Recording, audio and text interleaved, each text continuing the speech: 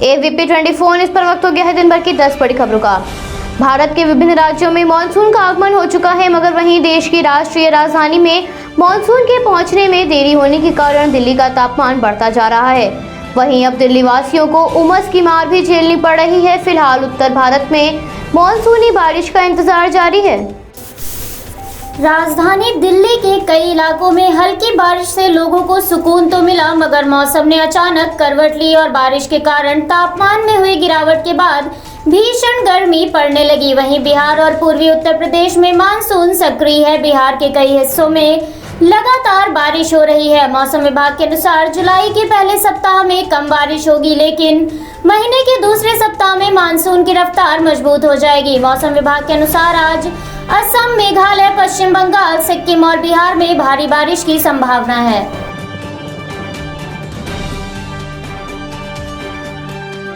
पश्चिम बंगाल में विधानसभा चुनाव के बाद से ही सियासी हलचल मची हुई है।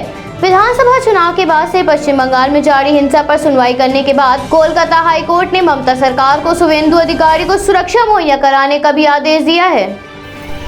कलकत्ता हाई कोर्ट ने शुवेंदु अधिकारी को सुरक्षा देने के मामले की सुनवाई करते हुए राज्य सरकार को आदेश देते हुए कहा, भाजपा विधायक शुवेंदु अधिकारी को सुरक्षा मुहैया कराई जाए। उच्च न्यायालय ने कहा, गृह मंत्रालय की ओर से जेड श्रेणी की सुरक्षा वाले शुवेंदु अधिकारी को केंद्रीय सुरक्षा बल द्वारा कवर किया गया। सुरक्षा वापस लिए जाने पर उच्च न्यायालय ने बंगाल सरकार से इस मामले पर भी सवाल किया था कि शुवेंदु अधिकारी की सुरक्षा वापस क्यों ली गई।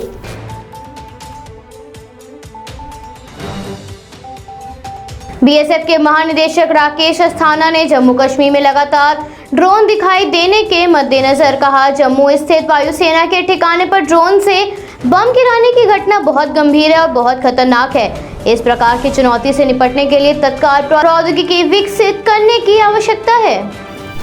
सीमा सुरक्षा बल के प्रमुख अस्थाना ने कहा, बल पश्चिम में पाकिस्तान और पूर्व में बांग्लादेश से लगती भारत की करीब 6300 किलोमीटर लंबी स्थलीय सीमा की निगरानी करता है और इस समय इसकी सुरक्षा मोर्चे पर 4 चुनौतियां नजर आ रही हैं। ये परिस्थितियां BSF के अभियान के प्रभाव और सीमा पर बढ़त बनाने की गतिविधियों पर सीधे तौर पर प्रभाव डालती हैं। ड्रोन द्वारा किए गए हमले और बार बार भारतीय सीमा में प्रवेश करने जैसी घटना से निपटने के लिए ड्रोन रोधी प्रौद्योगिकी विकसित करने की आवश्यकता है, क्योंकि इन ड्रोन्स का इस्तेमाल न केवल हमले के लिए हो रहा है, बल्कि मादक पदार्थ की तस्करी करने और अहम प्रतिष्ठानों पर हमले के लिए भी किया जा रहा है।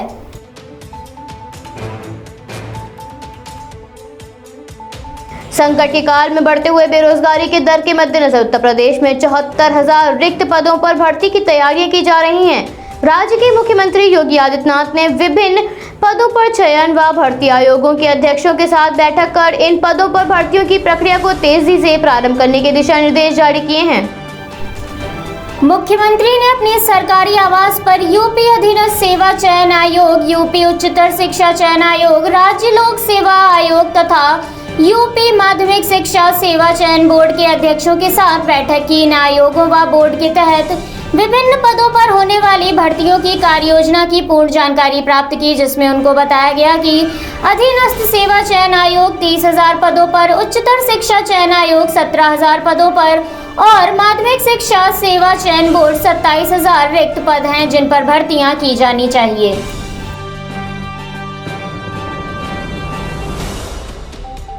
दुनिया में प्रदूषण बढ़ता जा रहा है, चाहे वो हवा हो या जल। ऐसे में पर्यावरण को प्रदूषण से बचाने के लिए तरह तरह की मुहिम चलाई जा रही है। इसी कड़ी में अब हैदराबाद स्थित एक स्टार्टअप ने पर्यावरण की रक्षा के लिए प्रयास करते हुए बढ़ते प्लास्टिक कचरे के मद्देनजर प्लास्टिक की बोतल की जगह पानी की इको फ्रेंडली बोतल तैयार की है।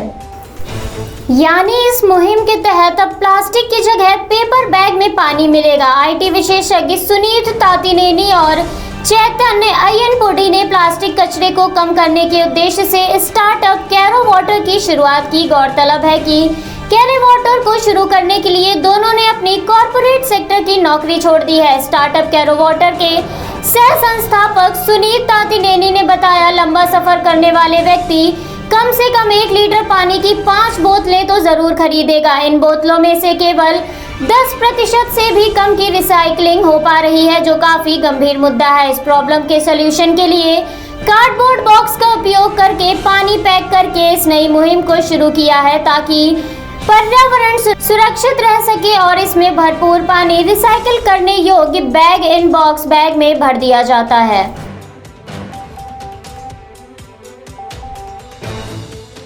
बोर्ड परीक्षा की रिजल्ट का इंतजार कर रहे छात्रों के लिए एक राहत भरी खबर सामने आई है, जिसमें हरियाणा बोर्ड 25 जुलाई तक 12वीं कक्षा का रिजल्ट जारी कर सकता है।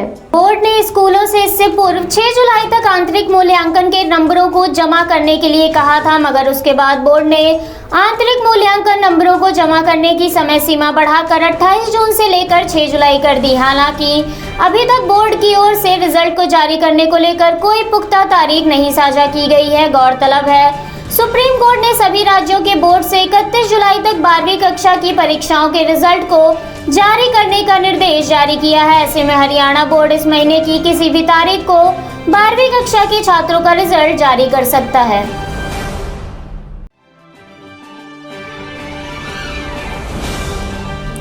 कोरोना की तीसरी लहर आने की चेतावनी के चलते सूत्र मॉडल के विश्लेषण ने दावा किया है कि अगर कोरोना वायरस के और म्यूटेंट नहीं आए तो तीसरी लहर नामात्र रह सकती है, यानी दूसरी लहर की तुलना में तीसरी लहर कमजोर रहेगी। गौरतलब है कि दूसरे विशेषज्ञों की सलाह इसके विपरीत है। ये गणित मॉडल कोरोना वायरस के मामलों की तीव्रता का अनुमान लगाने में मदद करता है। आईआईटी कानपुर के वरिष्ठ वैज्ञानिक प्रोफेसर पद्मश्री मणीन्द्र अग्रवाल ने सूत्र मॉडल के जरिए तीसरी लहर को लेकर बड़ा खुलासा करते हुए कहा, देश भर में इस समय तेजी से टीकाकरण किया जा रहा है। टीकाकरण के तेजी से होने से तीसरी लहर का प्रभाव कम किया जा सकेगा। म्यूटेशन नहीं होता है तो तीसरी लहर सुस्त रहेगी, लेकिन अगर वायरस का म्यूटेंट हुआ तो संक्रमण तेजी से फैलेगा, जिससे तीसरी लहर घातक हो सकती है।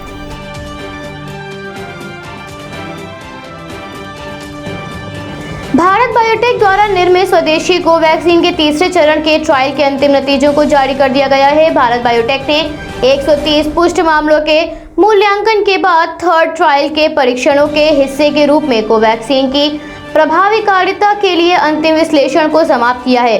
जारी किए गए नतीजों के अनुसार कोवैक्सीन कोरोना संक्रमित मरीजों पर 77.8% प्रभावी पाई गई है। भारत बायोटेक द्वारा निर्मित कोवैक्सीन को लेकर कई विवाद उठे थे, जिसमें तीसरे चरण के नतीजे जारी न किए जाने पर विपक्षी पार्टियों ने केंद्र सरकार पर काफी हमलावर रुख अपनाया था, मगर अब वैक्सीन को आपातकालीन इस्तेमाल की मंजूरी दिए जाने के बाद कोवैक्सीन के तीसरे चरण के ट्रायल के नतीजों का अंतिम विश्लेषण पूरा कर लिया गया है। कोवैक्सीन का ट्रायल देश के 25 ट्रायल केंद्रों पर किया गया था, जिनमें से 18 से 98 साल तक के 25,800 वॉलेंटियर्स ने हिस्सा लिया। कोवैक्सीन बिना लक्षण वाले कोरोना मरीजों के ऊपर 63% प्रभावी पाई गई है।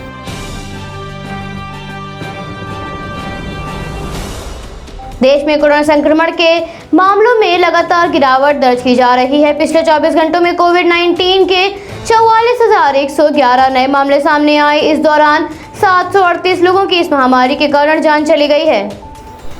प्रतिदिन मामलों में गिरावट दर्ज की जा रही है। वहीं 57,477 लोगों ने महामारी को मात दी है और स्वस्थ होकर अपने घर जा चुके हैं। मगर डेल्टा प्लस वेरिएंट के कारण स्थिति एक बार फिर से चिंताजनक हो गई है। केंद्रीय स्वास्थ्य मंत्रालय से प्राप्त जानकारी के अनुसार भारत में फिलहाल 4,95,533 एक्टिव केस हैं। संक्रमण से ग्रस्त होने वाले लोगों की संख्या 3,05,02,362 के पार है। 2,96,05,779 लोग स्वस्थ हो चुके हैं। वहीं 4,01,050 लोगों के इस महामारी के कारण मौत हो गई है। अब तक 34,46,11,291 लोगों का टीकाकरण किया जा चुका है। दूसरी लहर की रफ्तार भले ही कम हो गई हो, लेकिन तीसरी संभावित लहर की आशंका चिंता का विषय है।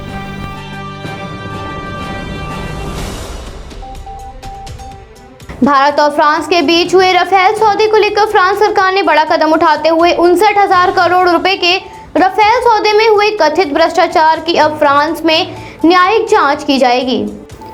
राफेल सौदे में हुए कथित भ्रष्टाचार के मामले की जांच के लिए एक फ्रांसीसी जज को नियुक्त किया गया है। प्राप्त जानकारी के अनुसार फ्रांस की सार्वजनिक अभियोजन सेवाओं की वित्तीय अपराध शाखा के पूर्व प्रमुख इलियाने हाउलेट ने सहयोगियों की आपत्ति के बावजूद राफेल सौदे में भ्रष्टाचार के सबूतों की जांच को रोक दिया था। रिपोर्ट के अनुसार हाउलेट ने फ्रांस के हितों, संस्थानों के कामकाज को संरक्षित करने के नाम पर जांच को रोकने के अपने फैसले को सही ठहराया था।